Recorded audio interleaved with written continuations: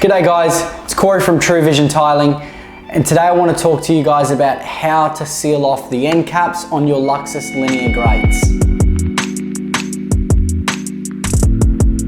This is really important as sealing off the end caps is crucial to getting that proper seal. Firstly, we need to set the drain on a table where we can seal the end caps.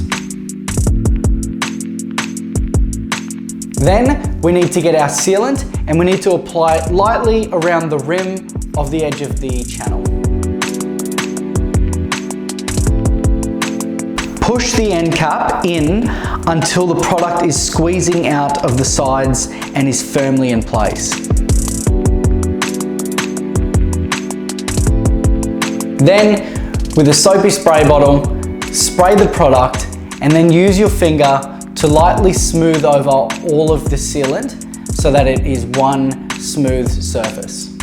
As if you do not do this and there is chunky bits, your internal grate will stick up above the perimeter of the channel.